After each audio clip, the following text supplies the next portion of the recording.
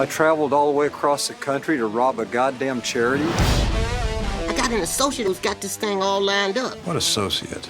Shit stick. Mom. You still hit like your fucking father. Not working with that poison bitch. Come on, boy. Be just like old times. You mean a living fucking nightmare? Why didn't you say so? I'm in.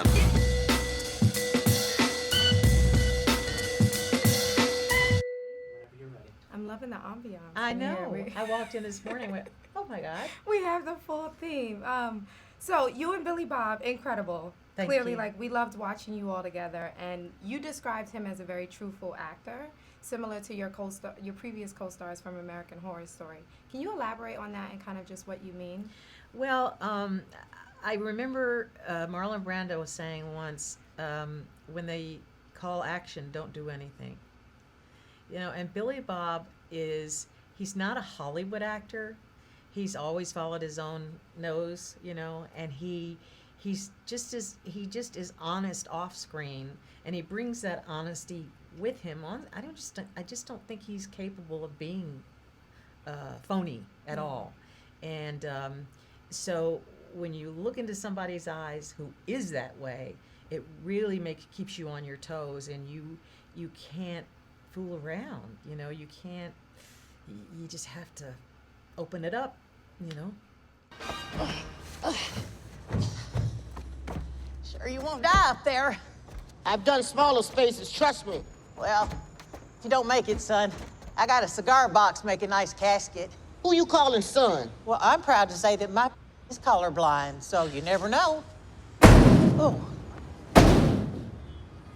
Whoa. You go, little sperm. Get up in there. Well, you don't see something like that every day.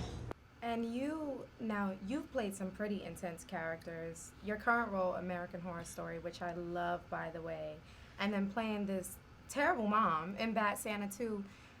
Does that ever, kind of the intensity of these characters, does that ever transfer over to your personal life? Like, how are you able to convey that? No, you know, years and years and years ago when I was doing a play on Broadway and I played someone who wanted to kill themselves, that was the turning point for me. That play taught me that you can't damage yourself, allow yourself to be so affected by your character that you can no longer be able to work. You have to learn to be a professional, and that means doing something, you know, creating a character, working on that character, performing that character, whether you feel like it or not. That's what professional is, you know. I mean, and I really had to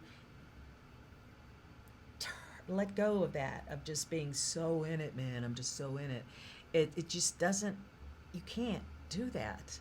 So I play like a kid, like a little child. I love doing all of that. And then I go home and I'm not that. And in fact, sometimes if it's a particularly awful character, and this is sharing something very personal, I take the makeup off. It's just like the reverse process. When you put the makeup on and you look in the mirror and say, okay, that's her.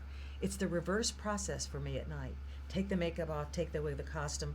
But the last thing I do is literally cleanse myself, purify myself in a way to say, oh, I want all that negativity to disappear. Thank you for sharing that. That's like incredible to hear. So I know the characters, the writers of the film, they were considering having Willie's dad in this Bad Santa 2, and they decided not to focus more on you all's relationship. Do you think inserting that male figure kind of would have changed the dynamics of your character's relationship?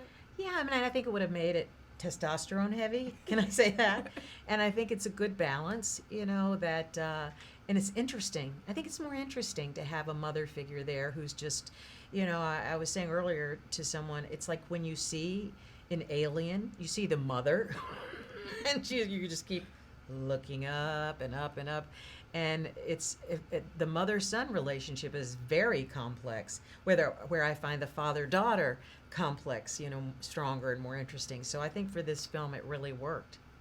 Thank you so much. Thank you. Such a pleasure. It was my Kathy. pleasure.